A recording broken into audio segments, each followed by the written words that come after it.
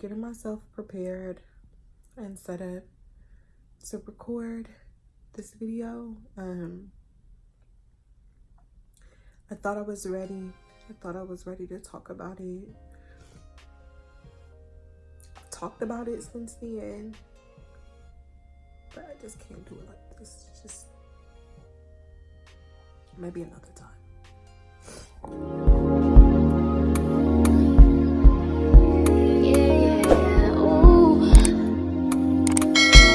Up, you guys, it's your girl Shemaine here. Welcome back to my channel. So I am back to share my miscarriage story with you guys. If you haven't gotten a chance to take a look at my life update, I did share a little bit about my trying to conceive journey in that video, but wanted to do this separate and just share my experience, share just how I've been mentally in those regards, and just how this has been for me. You know, it's been a while. I've been sitting on this for a long time. I haven't recorded on my channel in about 7 months or so, and it's just, I'm just ready to get it out and just move on, which I at this point have already began moving on, but just really share my journey in hopes that I can connect with someone and somebody can just connect with me, because it's been tough. I'm smiling now because I'm in such a much better space than I was. It's been so long. Please like, comment, and subscribe. Show your girl some love. I'm back. It's been a while, but I'm ready to just get this going. My last video on my channel, I was closing coming to the end of my cycle, my third cycle of IUI. And so we had planned to go into cycle 4, just much more relaxed and stress-free. And with that cycle, I did not do very much recording. I think the only recording that I did was when I was like sitting outside in the car waiting for my friend to come so that we can go to like the doctor and do IUI number 4.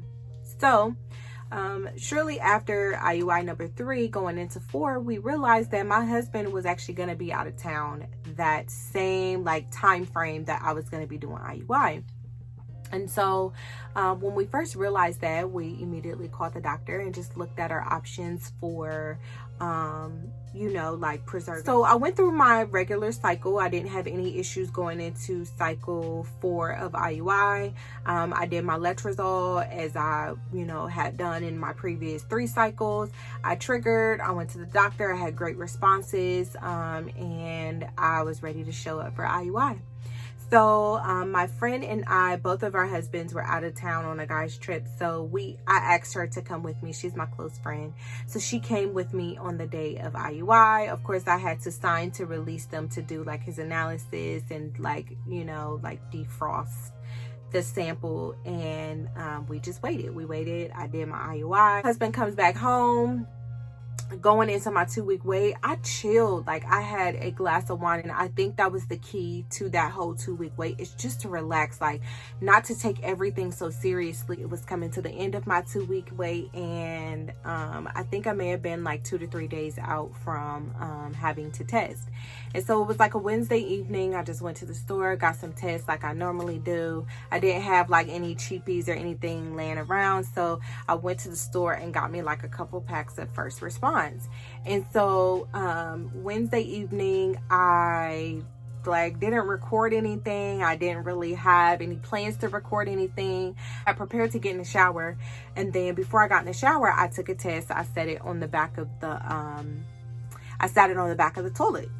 So got in the shower, like I literally didn't think anything of it. I haven't really felt anything. Mind you, wasn't tracking anything at all at that time. As I was in the shower, I just peeked out and looked at the back of the toilet. Now, mind you, I had it covered up by like a shirt or something, just in case like my husband came in the bathroom or something. I don't know. This is what we do. And so when I peeked out, and this is what I saw. I got a positive, you guys. I was freaking out. Like the first thing I did was yell my husband's name. I was like, babe, like, and so he kind of like just said, what? Like, what's wrong?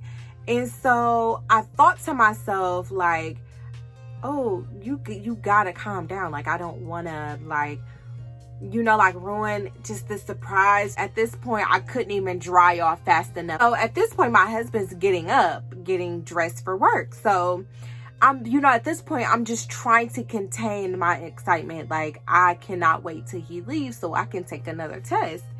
And so, you know, I think it just goes without saying, like, I took more than enough tests for this to be positive. Like, here's one of them.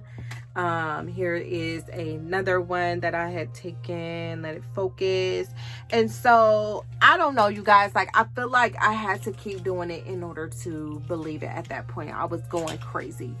So, I called my doctor on Thursday, and so they sent me for blood work like that Friday morning, and then they got the results back that Friday afternoon because I went super early. And so my HCG levels were, I believe at that time, an 18. So it was confirming pregnancy. So she just said she wants me to come back in and test again on Monday, just to make sure that my numbers are doubling. When I got that confirmation, like then at that point I was like, okay, I'm ready to tell my husband. Like, I still hadn't told him from that Wednesday night that I found out, or evening, up until Friday. Like, I guess I just wanted that extra peace of mind that I was actually pregnant before I shared the information with him. I got that. I, of course, was ecstatic. So I then took a digital when I got the confirmation at work. I took a digital and I got pregnant on the digital. So I do have a clip of that. I'm going to insert a clip of me showing my husband, or surprising my husband and telling him that he's going to be a dad. It's such an old clip, but I just think I would love to share it with you guys. So just want to show you all what I did have in that box, because I didn't really go over that.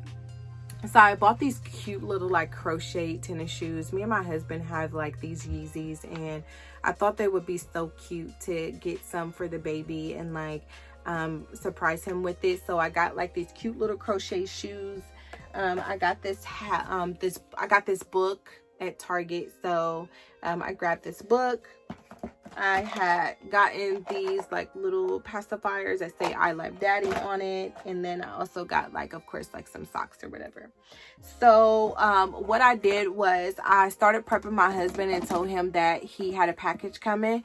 I kind of made it seem like it was like a pair of sneakers because he loves tennis shoes. So I told him that I had a package for him and that I'll leave it out on the ottoman like the next morning. So I told my husband on Saturday, and come Sunday I was just feeling a lot of cramping.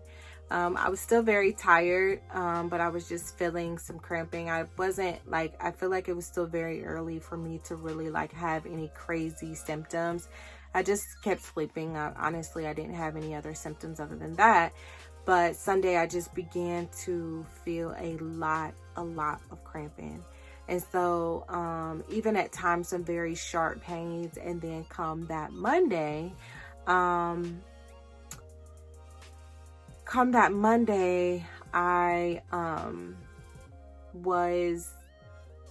went to work, and I mean, that day really was just a blur, but I went to work still cramping, just still feeling kind of crabby. And then I took a pregnancy test, and the test was like showing like negative. And so I was very confused. I just knew that I had some type of like defective test or whatever. So I called the doctor and I left a message for the nurse, and I was like, hey, I'm not sure what's going on. I'm getting some cramp and light spotting, like what, you know, what's really going on. And so I waited for the nurse to call me back. I also told her that I was that I had tested again, and it's like the line is getting lighter and all of that. And so she left me a message. Very long message, and she was just like, you know, I think I know what's going on. You know, it seems like you definitely did confirm positive pregnant in on your blood test. However, you may be experiencing, you know, a very, very early miscarriage. It's nothing that you did. And when I got that message back, I automatically put it on speakerphone. Me and my husband were in the living room, and I guess we didn't know what she was gonna say, but I also just had a feeling that that's what it was. And so we listened to the voicemail together. I just had to put the phone down and really just focus on loving on each other in that moment. Of course, we were so hurt and so devastated, you guys. Like I feel like at times I get in a mode where I get upset about it and like teary-eyed and cry about it, but I think that God has brought me through. It was just upset. He was hurt. Like I was upset. I was hurt. Like, you know, it was so short-lived, you know? And I think that's what is so disappointing about it all. It's like I just didn't have enough time to really enjoy it all. So she did call me back and say, you know, I can go back in for another blood test if I want to, or just like at that point just let it run its course, you know, from there. And I chose not to go back in for blood work. I just didn't want the further disappointment. But what I will say is, after the miscarriage, there was so much stuff that happened in my life, like literally domino effect. Like I just did not get time at all to just recover emotionally from this. Like we got our hopes up so much and it just was taken away. And that's how I felt for the longest time. I felt so robbed of just that split second experience that I had, especially having going through this journey for so long. And it was so disappointing. I was so upset. I was so mad with God because I just did not understand why. I didn't understand his plan. I didn't understand, you know, why bring us here to bring us back. And you know, I'm starting to understand that day by day, you know, like his plan is so much greater. And I've been saying that here on my channel, and I just had to go back to those thoughts. But to be honest, I just disconnected so much after that. I started to become depressed without even realizing it, just eating and just adapting so many bad habits that I looked up, and I gained maybe like, you know, 25 extra pounds. Like, you know, it was a terrible time for me and my husband, and it took us some time to recover. We tried to do a couple of extra IUIs after that, just assuming that I was like super fertile and that I would have that success right after. But because of the stress of what other things in life had on me at that time, my body was just taking a little bit longer just because it had been under so much stress at that time. And so we haven't had success since then, but what we chose to do after that 6th IUI was just take a break. So at that point, IUI number 6 took us to about August, September, and we just took a break. We took a break until the beginning of 2020. So that brings us to the beginning of this year. Just wanted to come to you guys and just share that I am so much stronger today than I was 8 months ago. I was a mess. And I just want to encourage anyone that has experienced a miscarriage or experienced something, you know, very similar to what I've experienced, and continual disappointment and loss. And just know that there are better days ahead of you. And although you feel like you've lost everything you worked so hard for, days do get better, and you tend to just understand God's plan so much more than you do in that moment. So I just want to encourage you to stay positive, stay optimistic. Know that you have women out here that can support you and that can relate to what you're going through and feel what you feel. And so just stay encouraged as I'm continuing to encourage myself.